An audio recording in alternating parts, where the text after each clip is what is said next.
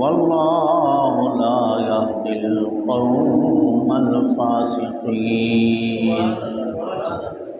آمنت بالله صدق الله مولانا العظيم وصدق رسوله النبي الكريم الأمين وقال الله تبارك وتعالى في مقام آخر إن الله وملائكته يصلون على النبي يا أيها الذين آمنوا صلوا عليه وسلموا تسليما اللهم صل على سيدنا ومولانا محمد وعلى آل سيدنا وأصحاب سيدنا ومولانا محمد وبارك وسلم عليه وقال النبي صلى الله عليه وسلم لا يؤمن أحدكم حتى أكون أحب إليه من والده وولده والناس أجمعين بلغ العلا بكماله كشف الدجى بجماله حسنت جميع خصاله صلوا عليه وآله درود شریف پڑھیں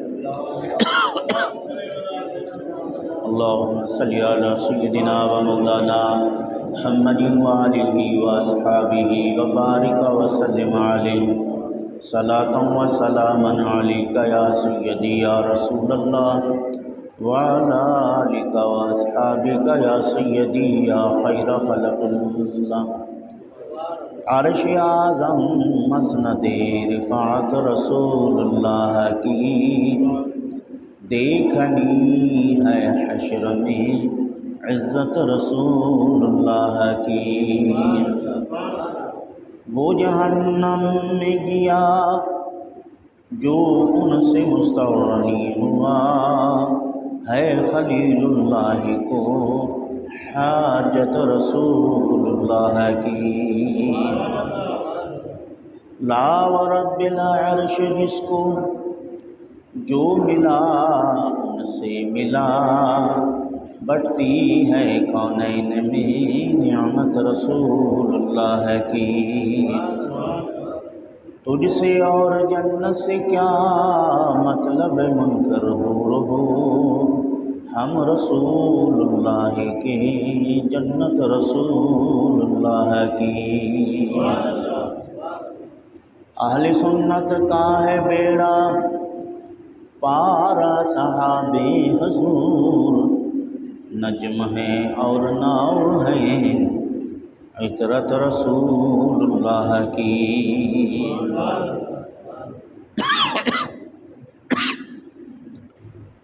از فروغ تست روشن دین و دنیا ہر دو جا بر تو بادا از خدا صلوات یا بدر الدجا مادر گیتی نہ زادہ چون تو فرزند دیگر دیدئی عالم نہ دیدہ ہم چو تو حسن النگا کئی ملک کر دے بے پیش آدم خاکی سجود نور تو در بے نبود گرونیت اے خدا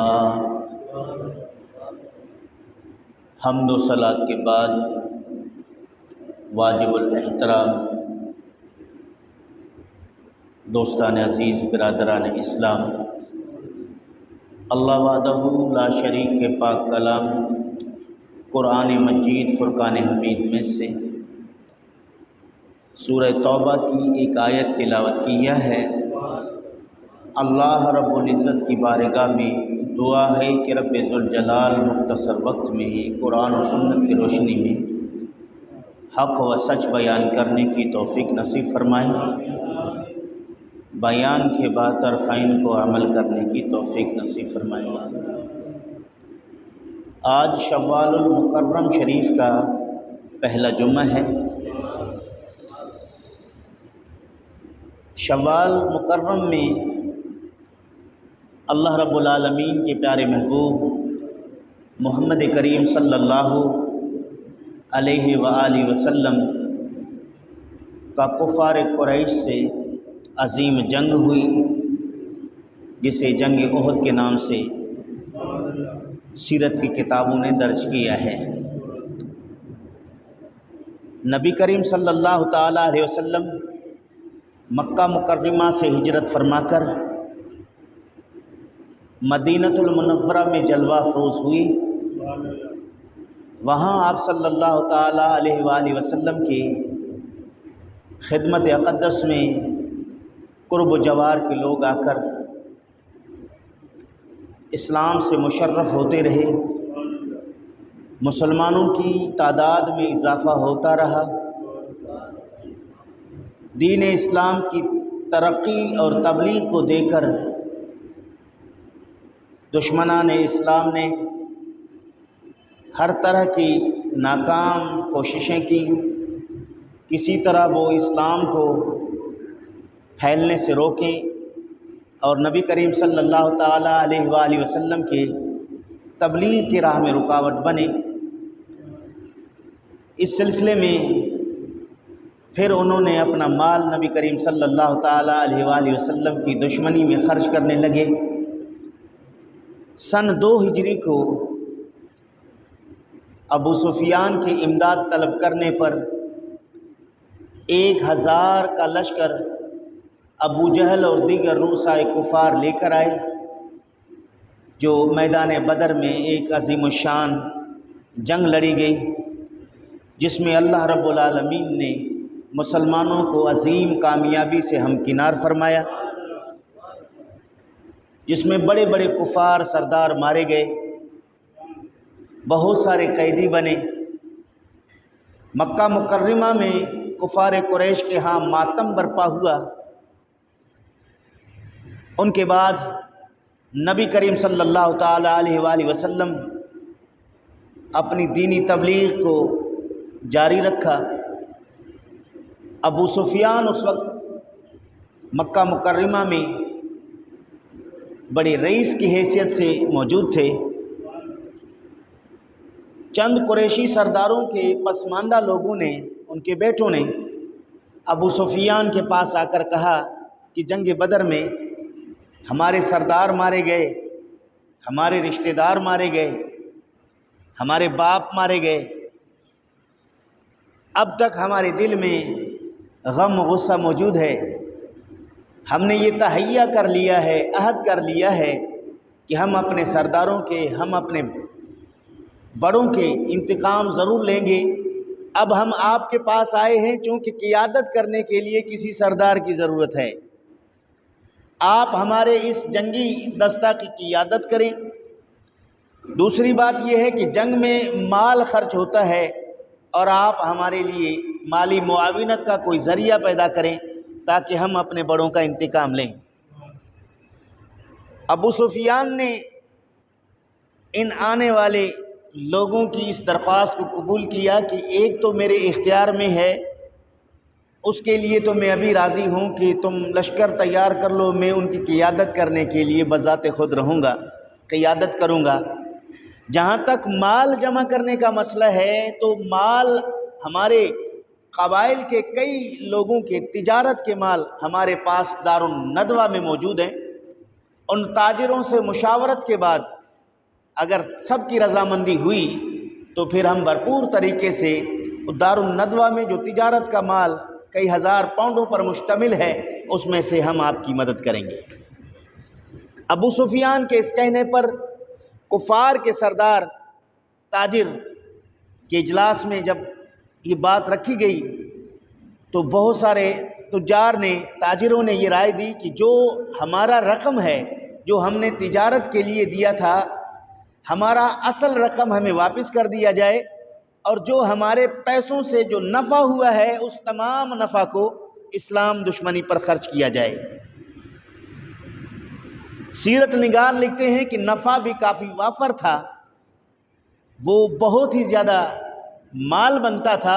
अबू सुफियान ने वो इस लश्कर में ख़र्च करने के लिए دے کر 1000 کا دستہ تیار کیا گیا۔ کتنے ہزار کا؟ 1000 کا دستہ تیار کیا گیا اور مدینہ المنورہ پر حملہ کرنے کے لیے مکمل منصوبہ بندی کی گئی۔ نبی کریم صلی اللہ تعالیٰ علیہ وآلہ وسلم کے چچا حضرت عباس رضی اللہ تعالیٰ عنہ مکہ مکرمہ میں رہائش پذیر تھے۔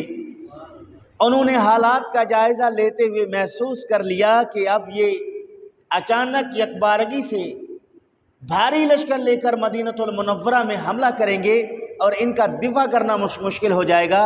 انہوں نے ایک قاصد کو تیز رفتار سواری دے کر کچھ معاوضہ اور اجرت دے کر کہا کہ فوری طور پر 3 دن کے اندر مدینہ منورہ پہنچو اور حضرت محمد مصطفیٰ صلی اللہ تعالیٰ علیہ وآلہ وسلم سے ملاقات کر کے یہ میرا خط پہنچاؤ۔ قاصد نے وہاں سے 3 تیز رفتار سواری پر سوار ہو کر 3 منزلوں میں مدینہ المنورہ پہنچے۔ نبی کریم صلی اللہ تعالیٰ علیہ وآلہ وسلم کو حضرت عباس کا خط پہنچا دیا۔ حضرت عباس رضی اللہ تعالیٰ عنہ کے خط میں کافروں کے تمام ناپاک منصوبوں کا ذکر تھا اور حضرت محمد مصطفیٰ صلی اللہ تعالیٰ علیہ وآلہ وسلم کو جنگی حکمت عملی اختیار کرنے کے متعلق مشورہ بھی درج تھا۔ نبی کریم صلی اللہ تعالیٰ علیہ وآلہ وسلم نے حضرت عباس رضی اللہ تعالیٰ عنہ کا خط پڑھ کر صحابہ کرام رضوان اللہ علیہ مجمعین کا اجلاس بلایا۔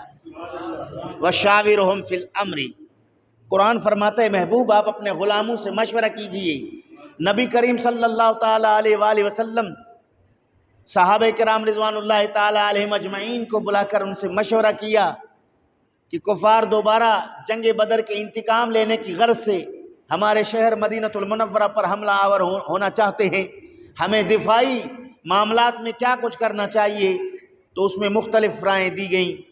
بعض لوگوں نے یہ کہا کہ جو مدینہ المنورہ کے قدیم رہائشی انصار صحابہ عمر رسیدہ لوگوں نے یہ عرض کیا یا رسول اللہ صلی اللہ علیہ وسلم، ہمارے ہاں مدینہ المنورہ میں جب بھی کہیں باہر سے دشمن حملہ آور ہوتا تھا تو ہم اپنے گھروں میں محفوظ قلعوں میں رہ کر دفاع کرتے تھے، اس سے دشمن 1-2-4 دن کے بعد پسپا ہو کے وہاں سے چلے جاتے تھے، کبھی ہم نے میدان یا صحرا کا رخ کر کے دشمن کا مقابلہ نہیں کیا۔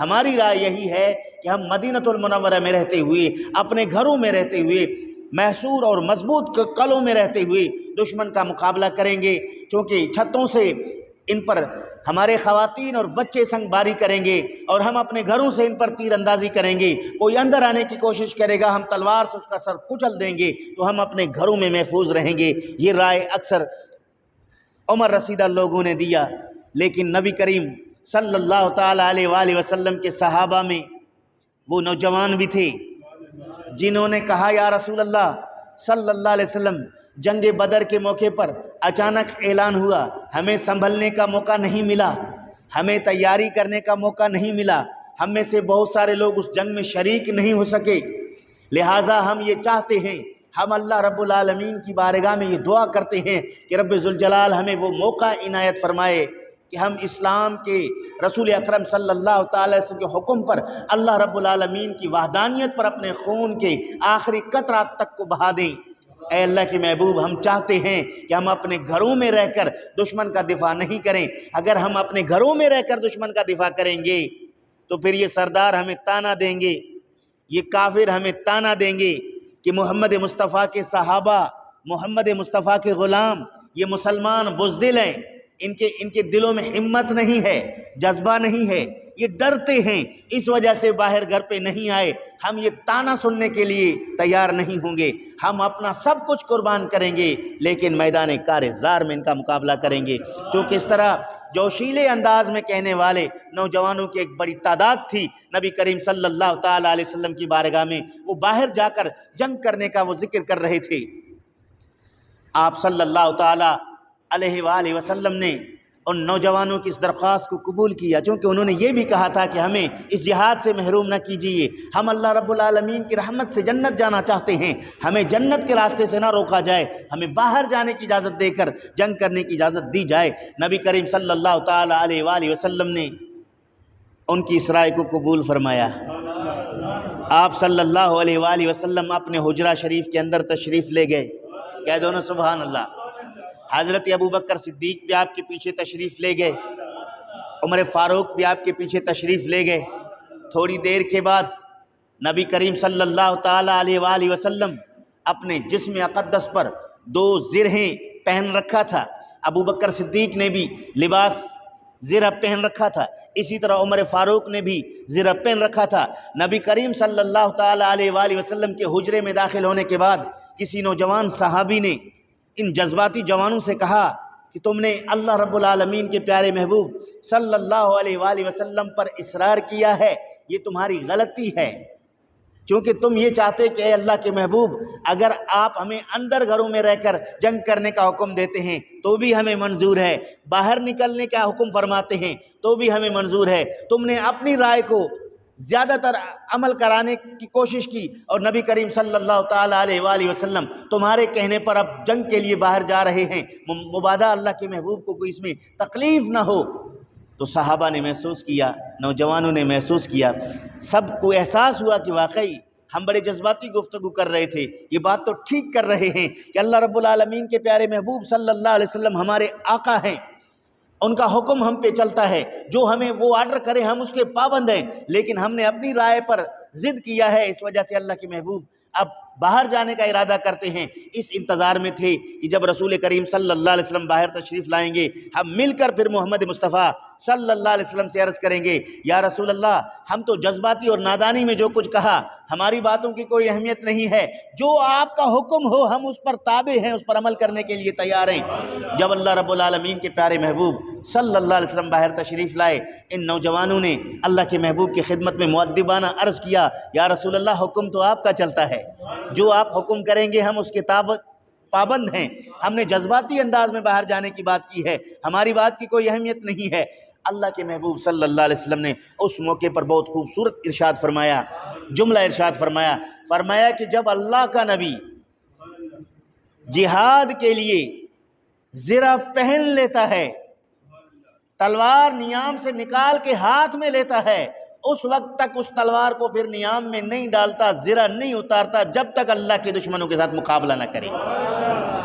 اس سے پہلے جو مشاورتی اجلاس تھا اس پر جو رائے اس پر عمل کرنا, اس پر فیصلے کرنا ٹھیک, لیکن چونکہ اب لباس اللہ کے نبی نے پہن رکھا ہے ابھی اترے گا نہیں, یہ فتح کے بعد اترے گا. یہ اب لباس جو جہاد کا ہے یہ نہیں اترے گا, لہٰذا تیاری کر لو, جنگ کے لیے چلتے ہیں. اللہ کے پیارے محبوب صلی اللہ تعالیٰ علیہ وآلہ وسلم کے حکم پر صحابہ کرام رضوان اللہ تعالیٰ علیہ مجمعین نے تیاری کی. ان کی کل تعداد 1000 ہے. کتنے ہیں؟ 1000 افراد ہیں. آپ صلی اللہ تعالیٰ علیہ وآلہ وسلم کے ساتھ چلتے ہیں اور راستے میں عبداللہ ابن ابیہ منافقوں کا رئیس, وہ بھی اسی لشکر میں شامل ہے, اس کے ساتھی اس کے قبیلے کے 300 افراد بھی اس کے ساتھ ہیں. اور کچھ سفر کرنے کے بعد 1-1.5 کلومیٹر سفر کرنے کے بعد رک گئے, اپنے برادری کی طبیعت معلوم کر کے کہنے لگے کہ دیکھو ہم بوڑھے سفید ریش آدمیوں نے سب نے کہا کہ اپنے گھروں میں رہ کر ہم دشمن کا دفاع کریں, لیکن حضرت محمد مصطفیٰ صلی اللہ علیہ وآلہ وسلم نے چند نوجوانوں کی باتوں پر ہمیں باہر لے جا رہے ہیں, یہ تو ہم ہلاکت کی طرف جا رہے ہیں, ہماری بات نہیں رکھی گئی تو پھر ہم اپنے آپ کو کیوں ہلاکت میں ڈالیں. منافق نے یہ کہا اور اس کے کہنے کے فوراً بعد اس کے ساتھی اس کے ساتھ ہو گئے اور وہاں سے وہ واپس ہونے کا ارادہ کیا. اس کا یہ خیال تھا کہ ہم 300 افراد جب باہر نکلیں گے باقی جو جذباتی لوگ ہیں ان کے بھی حوصلے پست ہو جائیں گے, وہ بھی واپس ہو جائیں گے, آخرکار چند لوگوں کو اللہ کے محبوب میدان میں لے کے نہیں جائیں گے, وہ بھی واپس آئیں گے. لیکن انہیں نہیں پتا تھا جو باہر جا کر جنگ لڑنے کا ارادہ رکھتے ہیں وہ مصطفیٰ کریم کے سچے غلام ہیں, وہ سب کچھ قربان کرنے والے لوگ ہیں, وہ کبھی پیچھے ہٹنے والے نہیں, وہ کبھی پیچھے مڑ کر دیکھنے والے نہیں, وہ تو مصطفیٰ کریم کے آگے پیچھے دائیں بائیں کٹ مرنے والے لوگ ہیں. ان کو اندازہ نہیں تھا. اس نے اپنے 300 افراد کو پیچھے کر لیا. اب 700 افراد جو ہے مصطفیٰ کریم صلی اللہ علیہ وسلم کے لشکر کے ساتھ رہے. پھر آپ صلی اللہ تعالی علیہ وسلم چند قدم کے فاصلے پر جا کر وہاں پوری جماعت کو روکا، اور اس میں آپ صلی اللہ علیہ وسلم نے اعلان فرما دیا کہ جس کا عمر 15 سال سے کم ہے اسے واپس کر دیا جائے۔ 15 سال سے کم عمر کے جتنے نوجوان ہیں انہیں واپس بھیج دیا جائے۔ اس میں نبی کریم صلی اللہ تعالی علیہ وآلہ وسلم نے 15 کے لگ بھگ نوجوان افراد کو واپس کر دیا کہ تمہاری عمر کم ہے، اب تمہیں ہم اپنے ساتھ جنگ میں نہیں لے جائیں گے، واپس جاؤ۔ وہ 15 لوگ بھی واپس ہو گئے۔ مصطفیٰ کریم صلی اللہ تعالی علیہ وسلم غزوہ احد کے پاس آ کر اپنا پڑاؤ ڈالا، وہاں صحابہ کرام رضوان اللہ تعالی علیہم اجمعین کو خطبہ دیا۔ حضرت عبداللہ ابن جبیر رضی اللہ تعالیٰ عنہ کو 50 افراد کا قافلہ بنا کر ایک دستہ بنا کر دے دیا کہ احد کے فلاں درے پر آپ بیٹھیں اور یہ آپ کے ساتھی بیٹھیں، اور جب تک ہم نہ بلائیں اس گھاٹی کو آپ نے نہیں چھوڑنا ہے۔ اگرچہ ہم فاتح ہو جائیں، مال غنیمت جمع کریں، تب بھی تمہیں نہیں آنا ہے۔ اگرچہ ہم شہید ہو جائیں اور ہماری شہادت کو دیکھ کر ہماری مدد کے لیے بھی اس جگہ کو تم نے نہیں چھوڑنا ہے، جب تک رب ذوالجلال کی طرف سے کوئی حکم صادر نہ ہو۔ حضرت عبداللہ ابن جبیر رضی اللہ تعالیٰ عنہ اس دستے کے پاس کھڑے رہے۔ ادھر صحابہ کرام رضوان اللہ تعالیٰ علیہم اجمعین میدان کارزار میں ہیں۔ مصطفیٰ کریم صلی اللہ تعالی علیہ وآلہ وسلم وہاں صحابہ کرام رضوان اللہ علیہم اجمعین کی صف بستی فرما رہے ہیں، یہاں صفیں بن رہی ہیں، صحابہ کرام رضوان اللہ علیہم اجمعین کی صفیں بن گئیں۔ دوسری طرف کافر جو ہے ٹیلے پر اپنی لشکر کی تربیت کر رہے ہیں۔ مصطفیٰ کریم صلی اللہ علیہ وسلم نے اپنے تلوار مبارک کو باہر نکال کر لہرایا اور کہا، کون ہے تم میں سے جو اس تلوار کا حق ادا کرے؟ بہت سارے لوگ اس تلوار کو لینے کے متمنی ہوئے، آگے بڑھے۔ حضرت زبیر بن عوام فرماتے ہیں میں بھی آگے بڑھا، ہم سب نے طلب کیا کہ یہ تلوار ہمیں دیا جائے، ہم اس کا حق ادا کریں گے۔ حضرت ابو دجانہ رضی اللہ تعالیٰ عنہ صحابی رسول ہیں، وہ آگے کھڑے ہو کر عرض کرنے لگے، یا رسول اللہ اس تلوار کا حق کیا ہے؟ اس کا حق کیا ہے؟ نبی کریم صلی اللہ علیہ وسلم نے فرمایا کہ اس تلوار کو مسلم کے اوپر بہانے سے روکا جائے اور دشمن خدا کو قتل کر دیا جائے۔ اس تلوار کو صرف دشمنان خدا پر استعمال کیا جائے، اور جو بھی اللہ اور اس کے رسول کے مد مقابل ہونا چاہتا ہے اس کا سر قلم کر دیا جائے، یہ اس کا حق ہے۔ حضرت ابو دجانہ نے کہا کہ میں یہ حق ادا کرنے کے لیے تیار ہوں۔ نبی کریم صلی اللہ علیہ وسلم نے وہ تلوار حضرت ابو دجانہ کو دے دیا۔ حضرت زبیر ابن عوام فرماتے ہیں کہ میں ذرا غمزدہ ہو گیا کہ میں رسول کریم صلی اللہ تعالی علیہ وآلہ وسلم کے پھپھی کا بیٹا ہوں، میری والدہ صفیہ حضرت عبداللہ کی سگی بہن ہے اور مصطفیٰ کریم کی پھپھی ہے۔ میں ایک خونی رشتہ رکھنے کے باوجود مطالبہ کیا تھا کہ مجھے دے دیا جائے، لیکن اللہ کے رسول نے مجھے نہیں دیا، ابو دجانہ کو دے دیا۔ اب میں دیکھنا چاہتا ہوں کہ اس تلوار ابو دجانہ کو تلوار دینے میں راز کیا ہے، میں دیکھوں اس کی بہادری کیا ہے، میں دیکھوں اس کی دلیری کیا ہے، میں دیکھوں اس کی شجاعت کیا ہے۔ حضرت ابو دجانہ رضی اللہ تعالیٰ عنہ نے جب تلوار لے لیا، تلوار لینے کے فوراً بعد اپنے سر پہ لال رومال باندھ لیا۔ سیرت نگار لکھتے ہیں کہ جب وہ جنگ کے میدان میں اترتے تھے اس پر وجد کی کیفیت طاری ہوتا تھا، مستانہ وار وہ گھومتے تھے کہ کوئی دشمن خدا اور دشمن رسول آ جائے اور میں اس کو فی النار کر دوں، اور بڑے متکبرانہ چال سے چلنے لگے۔ نبی کریم صلی اللہ علیہ وآلہ وسلم نے دیکھا حضرت ابو دجانہ رسول کے تلوار کو لے کر سر پہ لال رومال باندھ کے بڑے تکبر اور دلیری اور جرت دکھا کر گھوم رہے ہیں۔ مصطفیٰ کریم نے فرمایا اس طرح سینہ تان کر چلنا، اس طرح تکبر اور غرور سے اللہ کی زمین پر چلنا اللہ کو پسند نہیں ہے، لیکن جنگ کے میدان میں اللہ کو یہ بھی پسند ہے۔ ایک مجاہد صرف دشمن خدا کو آنکھیں دکھانے کے لیے تکبرانہ انداز سے چلتا ہے، یعنی اپنی قوت کا اظہار کرتا ہے، اللہ کو یہ پسند ہے۔ ویسے یہ چال اللہ کو پسند نہیں ہے۔ اللہ کی زمین پر چلے تو عاجز بن کے چلے، انکساری کے ساتھ چلے، لیکن جب دشمن خدا کے ساتھ مقابلہ ہو وہاں عاجزی سے چلے گا تو دشمن دلیر ہو جائے گا۔ وہاں التکبر مع المتکبرین صدقہ، نبی کریم صلی اللہ علیہ وسلم نے فرمایا جو تکبر اور غرور کے ساتھ آتا ہے اس کے سامنے تکبر اور غرور کرنا بھی صدقہ ہے۔ تم جتنی کمزوری عاجزی دکھاؤ گے وہ تمہیں ذلیل اور پست اور کمزور سمجھے گا۔ اس لیے مصطفیٰ کریم نے فرمایا کہ ہر متکبر کے سامنے اپنے آپ کو پست نہ رکھو، ہر متکبر کے سامنے اپنے آپ کو عاجز انکساری کا مظاہرہ کرتے ہوئے نہ دکھاؤ، بلکہ اس کو بھی بتاؤ کہ ہم بھی مرد ہیں، ہم بھی قوت رکھتے ہیں، ہم بھی جرت رکھتے ہیں، ہمیں بھی عزت ہے۔ جس طرح تمہارا خون لال ہے اسی طرح ہمارا خون بھی لال ہے۔ التکبر مال متکبرین صدقہ، التواضع مال متواضعین صدقہ۔ تواضع اور انکساری کرنے والوں کے ساتھ تواضع اور انکساری کرنا صدقہ ہے۔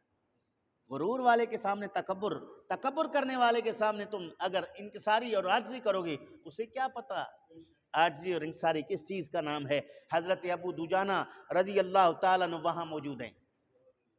کافروں کی طرف سے سب سے پہلے میدان میں اترنے والا ابو عامر ہے۔ حضرت سعد بن ابی وقاص رضی اللہ تعالیٰ عنہ فرماتے ہیں کہ میں نے اجازت لی کہ مجھے اجازت دو کہ میں اس کو قتل کروں۔ نبی کریم صلی اللہ علیہ وآلہ وسلم نے مجھے اجازت نہ دی۔ اور ابو عامر کا بیٹا مصطفیٰ کریم صلی اللہ علیہ وسلم کا غلام ہے، صحابی ہے، عرض کرتا ہے یا رسول اللہ مجھے اجازت دو میں اپنے والد کا باپ کا سر قلم کر کے آؤں۔ مصطفیٰ کریم نے اسے بھی اجازت نہ دی۔ ادھر حضرت امیر حمزہ رضی اللہ تعالیٰ عنہ تلوار لیے میدان میں اترے ہیں۔ حضرت علی شیر خدا رضی اللہ تعالیٰ عنہ تلوار لیے میدان میں اترے ہیں۔ حضرت مصعب بن عمیر رضی اللہ تعالیٰ عنہ تلوار لیے میدان میں اترے ہیں۔ حضرت عبد الرحمن بن عوف تلوار لیے میدان میں اترے ہیں۔ حضرت طلحہ تلوار لیے میدان میں اترے ہیں۔ حضرت زبیر تلوار لیے میدان میں اترے ہیں۔ مصطفیٰ کریم کے شیر اس طرح گھوم رہے ہیں، کافر باوجود ہے کہ 3000 کی تعداد میں ہیں، جب نظر رکھتے ہیں ابو حضرت امیر حمزہ کی طرف راستہ چھوڑ دیتے ہیں۔ جب نظر ان کی پڑتی ہے مولا علی شیر خدا کی طرف تو وہ وہاں سے ہٹنے کی کوشش کرتے ہیں۔ تو یہ مصطفیٰ کریم صلی اللہ علیہ وسلم کے صحابہ کو اللہ رب العالمین نے وہ مقام اور مرتبہ دیا جنہوں نے میدان کارزار میں اس دشمنوں کا مقابلہ کیا۔ حضرت ابو دجانہ نے تلوار لے کر اس گھمسان میں گھس گیا، اور جس طرف سے بھی کوئی شخص آنا چاہتا ہے وہ سلامت نہیں جاتا، وہ اس کو واصل فی النار کر دیتا ہے۔ ایک کافروں میں پہلوان ہے جو بڑی طاقت اور قوت رکھتا ہے، جس کی تلوار کے زد میں آ کر رسول کریم صلی اللہ علیہ وسلم کے چند صحابہ شہید بھی ہو گئے ہیں۔ حضرت زبیر فرماتے ہیں میں دیکھتا رہا یہاں تک کہ اسی پہلوان کافر کا مقابلہ سامنا حضرت ابو دجانہ سے ہوا۔ حضرت ابو دجانہ نے اپنے چہرے پر نقاب ڈال رکھا تھا۔ فرماتے ہیں کہ میں نے دیکھا قد کے اعتبار سے بھی چھوٹا لگ رہا تھا، جسمانی اعتبار سے بھی اتنا ہیوی ہیکل قسم کا انسان نہیں، کمزور لگ رہا تھا، اور دوسری طرف وہ قداور اور پہلوان جسم قد و قامت کے لحاظ سے بڑا بھاری بر لگ رہا تھا۔ میں نے دیکھا کہ اب اس کے ساتھ یہ آدمی کا مقابلہ کیسے ہوگا۔ حضرت ابو دجانہ پر اس نے حل میں مبارزن یبارزنا کا نعرہ لگا کر حملہ کرتا ہے اور بڑی تیزی کے ساتھ تلوار چلانے کی کوشش کرتا ہے۔ حضرت ابو دجانہ ڈھال کے ذریعے اس کی تلوار کو روک لیتا ہے اور پھرتی سے ایک طرف ہو کر پھر دوسری بار نعرے تکبیر لگا کر تلوار لگاتا ہے۔ تلوار اس کے کوہنی سے گردن کی طرف سے لگ کر اس کو 2 ٹکڑے کر کے گرا دیتا ہے۔ حضرت زبیر فرماتے میں جب قریب جا کے دیکھا اس نے نقاب اٹھایا تو میں نے دیکھا یہی ابو دجانہ ہے جس کو رسول کریم نے تلوار دے کے کہا تھا اس کا حق ادا کرو۔ تلوار بھی نبی پاک کی ہو اور دعا مصطفیٰ کریم کی ہو، جسم کی قد و قامت کو کیا کرنا ہے۔ ایمان، جرت اور غیرت ایک صحابی ایک رسول صلی اللہ علیہ وسلم کے پاس ہے۔ اور جب اس غزوہ احد کے شہداء اور غزوہ احد کے شرکاء کا تذکرہ پڑھ رہا تھا، ایک صحابی ہیں حضرت عمر بن جموح، ایک پاؤں سے معذور ہیں، لنگ اس کے پیر میں ہے، چلنے سے عاجز ہیں۔ نبی کریم صلی اللہ علیہ وسلم کی بارگاہ اقدس میں آ کر عرض کرتے ہیں یا رسول اللہ صلی اللہ علیہ وسلم میں آپ کے ساتھ جنگ پر جہاد میں جانا چاہتا ہوں، میرے 4 جوان بیٹے ہیں۔ کتنے ہیں؟ 4 جوان بیٹے ہیں۔ ان 4 بیٹوں نے مجھے منع کر دیا کہ تو جنگ میں نہ جا، اور میرے بیٹے میرے راہ میں رکاوٹ ہیں، میں جنگ اور جہاد میں جانا چاہتا ہوں۔ میرا ایک بیٹا جنگ بدر میں شہید بھی ہو گیا ہے، مجھے اجازت مل جائے میں جنگ میں شریک ہو جاؤں۔ نبی کریم صلی اللہ علیہ وآلہ وسلم نے ان کے بیٹوں کو بلایا کہ تمہارے والد مخلصی کے ساتھ اللہ رب العالمین کی راہ میں جہاد کرنے کے لیے جانا چاہتا ہے اور اللہ رب العالمین سے وہ شہادت کا طلبگار ہے، تم اسے جانے سے کیوں روکتے ہو؟ ان کے بیٹوں نے کہا یا رسول اللہ ہم خود جنگ میں شریک ہیں، ہم اپنے خون کے آخری قطرے کو اللہ اور اس کے رسول صلی اللہ علیہ وسلم کے ناموس پر بہانے کے لیے تیار ہیں۔ ہمارے والد چونکہ جنگ کرنے کی طاقت نہیں رکھتے، پیروں سے معذور ہیں، اس معذور پر جہاد فرض بھی نہیں ہے، اس وجہ سے ہم اسے سمجھا رہے تھے ابا جی ہم جا رہے ہیں آپ کے بیٹے یا غازی ہو کے لوٹیں گے یا شہید ہو کے لوٹیں گے، غازی ہو کے لوٹیں گے تو بھی آپ کا نام ہے، شہید ہو کے لوٹیں گے تو بھی آپ کا نام ہے کہ آپ کے بیٹے جنگ میں جا کر یہ بڑا کارنامہ انجام دیا ہے۔ لیکن وہ کہتے ہیں نہیں تمہیں تو جانا ہی جانا ہے لیکن میں بھی جاؤں گا۔ اللہ کے محبوب نے فرمایا کہ اگر تمہارے والد جنگ میں جانا چاہتا ہے تو اس میں کیا حرج ہے، اس کو جانے دو۔ ان کے بیٹوں نے کہا اللہ کے رسول کا جو حکم ہمارے سر آنکھوں پر، ہم اسے کسی طرح اس کے راہ میں رکاوٹ نہیں بنتے۔ جب رسول کریم صلی اللہ علیہ وسلم نے اسے جانے کی اجازت دے دی، اس نے قبلے کی طرف منہ کر لیا۔ کہاں منہ کیا؟ کعبے کی طرف، یوں ہاتھ اٹھائے، اللہم ارزقنی شہادتاً، اے اللہ میں جنگ میں جا رہا ہوں مجھے شہادت نصیب فرما، وَلَا تَرُدُّنِي إِلَىٰ أَهْلِي، اور مجھے میرے گھر والوں کی طرف واپس نہیں لوٹانا۔ یہ محبت ہے، پیر سے معذور ہیں، عمر بھی کافی ہے، جنگ میں اجازت مل گیا ہے، اب وہ اللہ سے عرض کر رہا ہے کہ مجھے محبوب مصطفیٰ نے اجازت تو دے دی، اب میں جنگ میں جانا چاہتا ہوں، لیکن جانے کے بعد میں شہادت چاہتا ہوں، مجھے شہادت مل جائے۔ اللہ اکبر کبیرہ۔ وہ جنگ میں شہید ہوئے۔ جب جنگ میں شہید ہوئے، صحابہ کرام رضوان اللہ تعالی علیہم اجمعین کے شہداء کو جمع کیا گیا، اس کو بھی جمع کیا گیا۔ ان کے گھر والوں نے، ان کی خاص طور پہ بیوہ نے اللہ کے محبوب کی خدمت میں عرض کیا کہ یا رسول اللہ ہم اسے مدینہ المنورہ کی مشہور قبرستان بقیع میں دفن کرنا چاہتے ہیں۔ نبی کریم نے اجازت دے دی، حضور نے اجازت دے دی، ٹھیک ہے دفنانا چاہتے ہو تو اس کو لے جاؤ۔ انہوں نے جب اس کو اٹھا کر اونٹ پہ رکھا، رخ مدینے کی طرف کیا کہ مجال ہے کہ اونٹ ایک قدم آگے چلے، اونٹ چلنے سے انکار کیا۔ انہوں نے دوبارہ کوشش کی، اونٹ چلنے سے انکار کیا۔ جب احد پہاڑ کی طرف رخ کرتے ہیں اونٹ بڑی تیزی کے ساتھ چلنا شروع کر دیتا ہے۔ اللہ کے محبوب نے فرمایا کہ جس وقت یہ جنگ کے لیے تلوار لے کر باہر نکلے تو اللہ سے اس نے دعا کی تھی، اے اللہ مجھے شہادت نصیب فرما۔ ایک بات، وَلَا تَرُدُّنِي إِلَىٰ أَهْلِي، اور مجھے میرے گھر والوں کی طرف واپس نہیں لوٹانا۔ اللہ نے اس کی دعا کو قبول کیا ہے، اب یہ اپنے گھر والوں کی طرف اس کا جسد خاکی بھی نہیں جائے گا۔ شہادت تو اس کو مل گیا، چونکہ اللہ نے دعا قبول کی ہے، اب اس کو یہیں دفنا دو۔ چونکہ وہ وہاں جانا ہی نہیں چاہتا، رب سے کہا کہ مجھے میرے گھر والوں کی طرف نہیں لوٹانا، اللہ نے اس کی دعا قبول کی ہے، اب اسے نہیں لوٹایا جائے گا، اسے یہیں دفن کر دو۔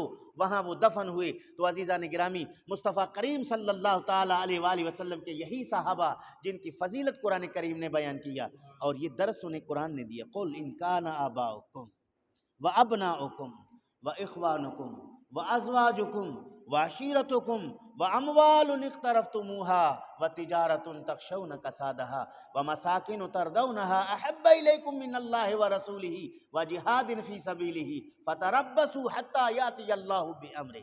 پیغمبر صلی اللہ علیہ وسلم کہہ دیجئے لوگوں سے، اے لوگو اگر تمہیں تمہارے باپ، تمہارے بیٹے، تمہارے بھائی، تمہاری بیویاں، تمہارے رشتہ دار، تمہارے پسندیدہ مکان، تمہاری تجارت جس کے نفع نقصان کا تمہیں ڈر رہتا ہے، اگر یہ تمہیں اللہ اور اس کے رسول صلی اللہ علیہ وآلہ وسلم سے زیادہ پیارے ہوں، اللہ کے راہ میں جہاد کرنے سے زیادہ پیارے ہوں، تو پھر انتظار کر لو، اللہ رب العالمین اپنا کوئی حکم لے آئے۔ غرض یہ ہے کہ مصطفیٰ کریم صلی اللہ تعالیٰ علیہ وآلہ وسلم کے صحابہ کی اس جرأت اور ہمت کو دیکھ کر خالد بن ولید کافر لشکر کا سپہ سالار تھا، وہ پسپا ہو کر لشکر کو پیچھے کی طرف موڑ دیا۔ وہاں جو گھاٹی میں صحابہ کرام کا ایک دستہ مصطفیٰ کریم نے عبداللہ ابن جبیر کے حوالے کیا تھا، انہیں صحابہ نے کہا کہ اب فتح ہو گئی ہے، لوگ مال جمع کر رہے ہیں، مال غنیمت اکٹھا کر رہے ہیں، لوگ اپنی تلواریں میان میں ڈال رہے ہیں، اب ہم یہاں رکیں کیوں؟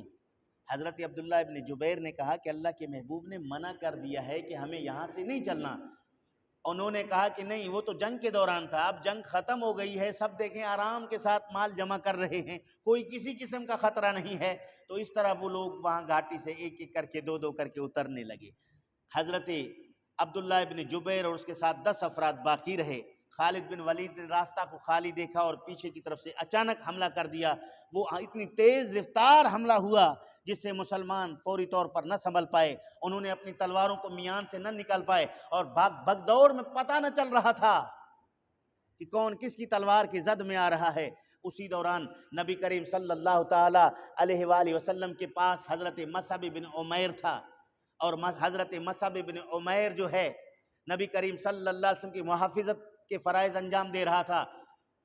ابن قمیہ نے اس پر حملہ کر دیا، حضرت مصعب بن عمیر شہید ہوئے۔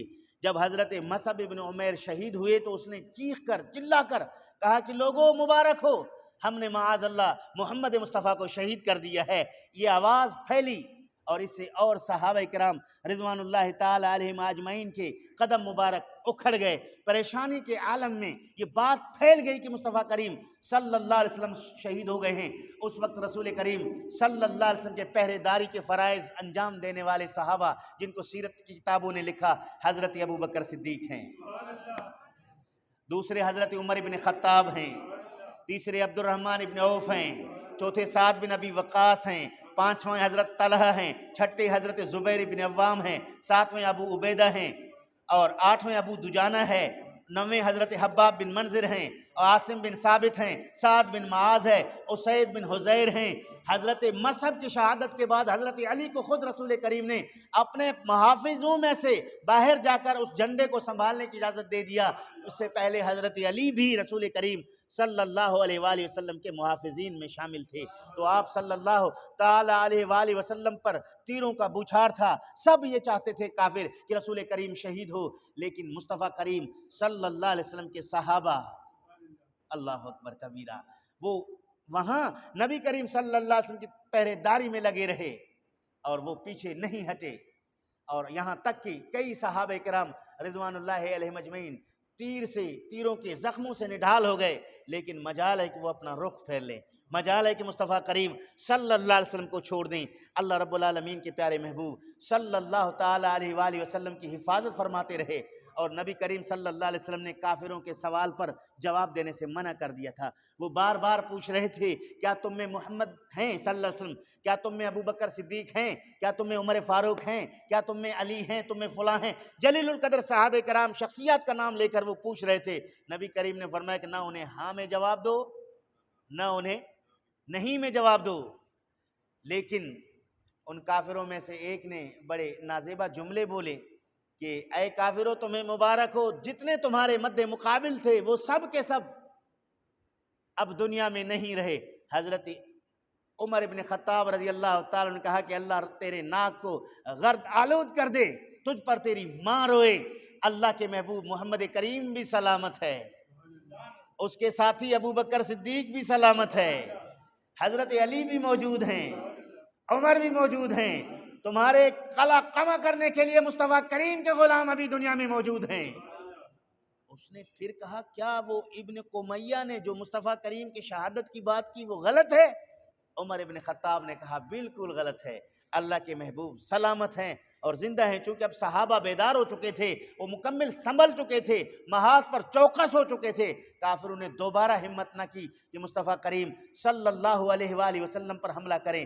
ادھر مدینہ المنورہ سے لوگ دوڑتے ہوئے آ رہے ہیں، نبی کریم صلی اللہ علیہ وآلہ وسلم کے جسم اقدس زخموں سے لہو لوہاں ہے، دندان مبارک آپ کا شہید ہو چکا ہے، اور آپ صلی اللہ تعالی علیہ وسلم کے پاس علی المرتضیٰ موجود ہیں، حضور کی لختی جگر سیدہ فاطمہ رضی اللہ تعالی عنہا بھی اسی وقت تشریف لے آتی ہیں۔ حضرت علی کرم اللہ وجہ الکریم نبی کریم صلی اللہ علیہ وسلم کے چہرہ مبارک پر پانی اڈیلتے ہیں، پانی گراتے ہیں، سیدہ فاطمہ اپنے کپڑے سے وہ خون آلود دھبوں کو صاف کرتی ہیں، کیا منظر ہوگا، یہاں تک کہ خون کی دھاریں نہیں رکتی۔ سیدہ فاطمہ رضی اللہ تعالی عنہا چٹائی کا ایک کونا جلا کر اس کے راکھ کو سکھا کر خشک کر کے اس خون آلود جگہوں اور مقاموں پر رکھتی ہے جہاں سے وہ خون رکتی ہے۔ یہ ساری قربانیاں اسلام کی صحابہ کرام، اہل بیت اطہار، دیگر جلیل القدر اشخاص کے ذریعے ہوئے ہیں۔ آج اسلام ہمیں بنا بنایا ملا ہے، جس کی وجہ سے کوئی اس کی قدر نہیں ہے، مساجد کی قدر نہیں ہے، نمازوں کی قدر نہیں ہے، دین اسلام کی قدر نہیں ہے۔ ان سے پوچھئے نا جنہوں نے ان صعوبتوں کو برداشت کرتے ہوئے اسلام کے پودے کو پال کر بڑا تناور قداور درخت بنا دیا ہے، آج ہم اس کا پھل کھا رہے ہیں۔ ہمیں چاہیے کہ ہم اسلام کی قدر کریں۔ دین احمد شد مسافر، ہیچ اورا یار نیست، ہر کسے با کار خود در دین احمد کار نیست۔ اللہ تعالیٰ جل شانہ ہمارے اسلاف کے ان قربانیوں کو قبول فرمائے، ہمیں ان کے نقش قدم پر چلنے کی توفیق نصیب